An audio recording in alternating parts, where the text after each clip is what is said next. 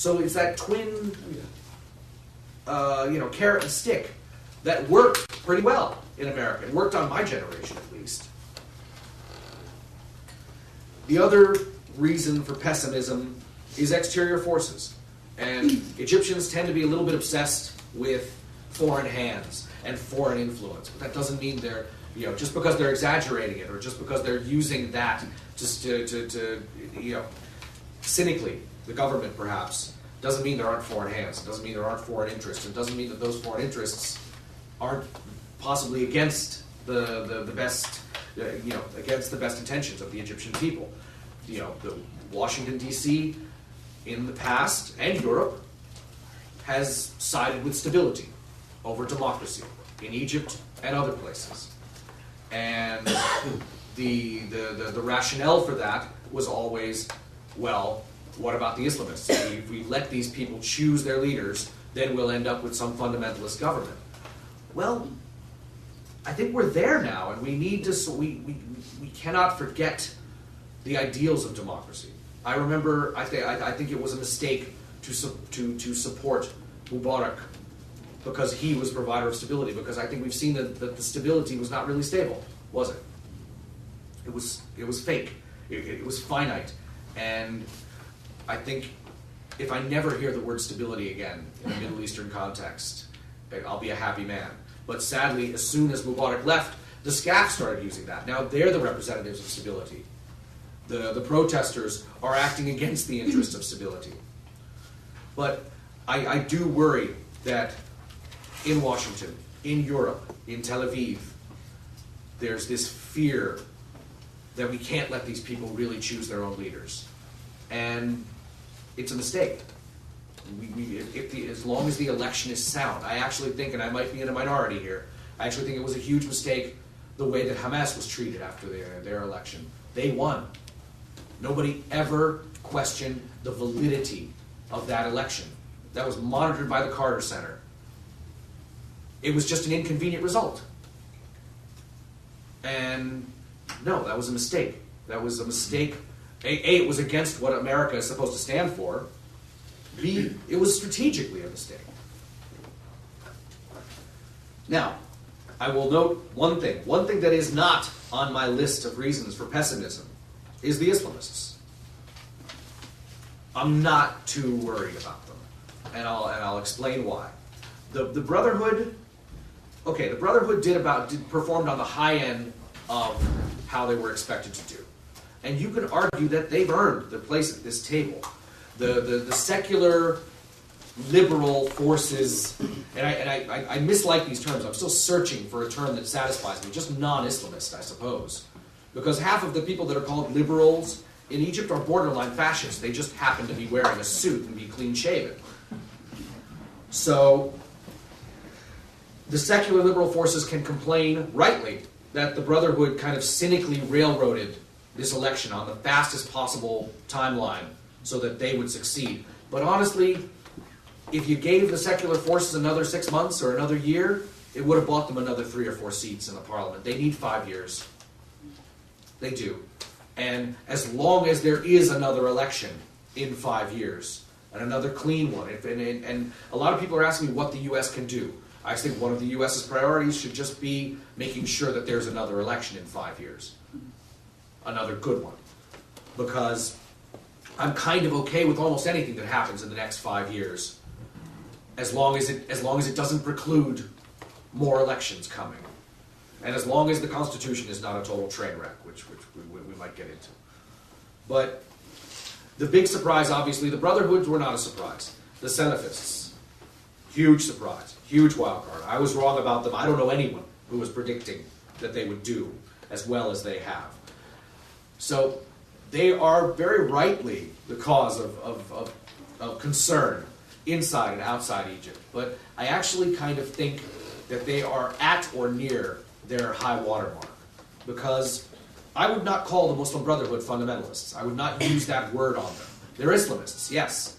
But they're very pragmatic. In the way they operate in the political playing field, they're pragmatic to the point of cynicism. They're politicians, period. The Salafists are fundamentalists.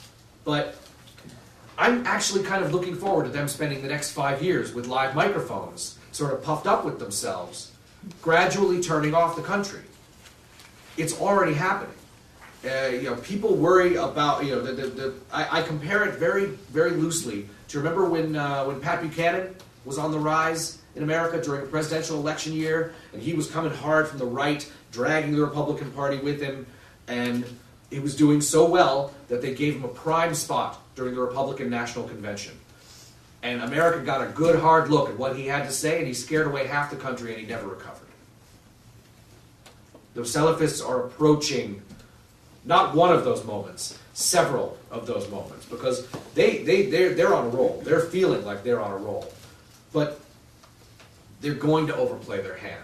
And Egyptians may be in line with what the Brotherhood want, but Egyptians are not, for the most part, in line with what the Salafists want. Egyptians are fun-loving people, and the Salafists are basically anti-fun. The phrase in Arabic is damuhum ta'id. They have heavy blood.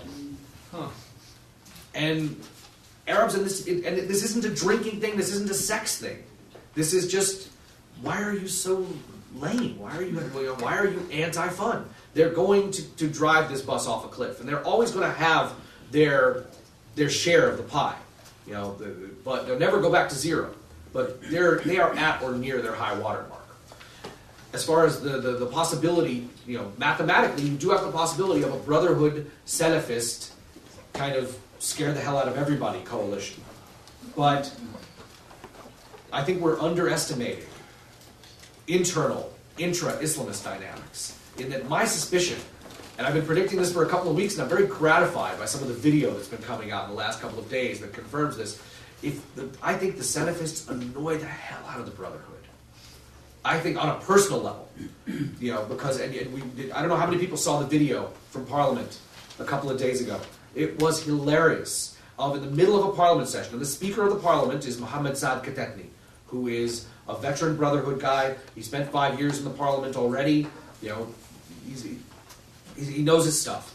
He's now Speaker of the Parliament. In the midst of an innocuous debate about something else, Mamdouh Ismail of the Noor Party stands up and starts giving the Muslim call to prayer. And it's not prayer time.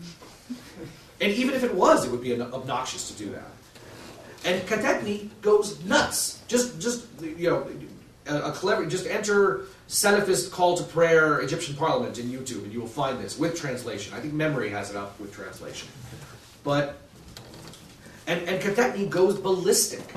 He's like, sit down. There is a mosque down the hall. If you want to pray, you are not more Muslim than me. Just think about it. If you're the Brotherhood, and you've been fighting the good fight, what you view as the good fight for 30 years, you and your friends have been going to jail on and off for 30 years. Here come these guys playing the religion card on you? How annoying would that be? So even if they manage to come together on individual issues, I cannot see a lasting Brotherhood Salafist union. For purely personal reasons, I think they would just get on each other's nerves.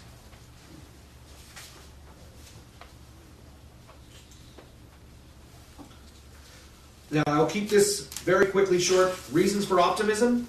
It's a parallel to what I was saying about Web Khalil. One of my reasons is that I think a point of no return, I think multiple points of no return have been passed in Egyptian psychology, in Egyptian politics, in Egyptian society. It could still all go wrong, but it'll never go back to where it was. I think the people won't let it.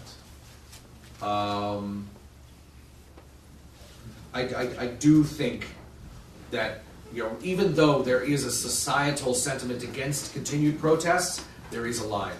And I think now that SCAF, that's why it was so important to force the Supreme Council of the Armed Forces to make a commitment to June. Because now we've got something to hold them to. And I think if they drag their feet past that, there's going to be an amazing turnout. And the Brotherhood's going to be in on that.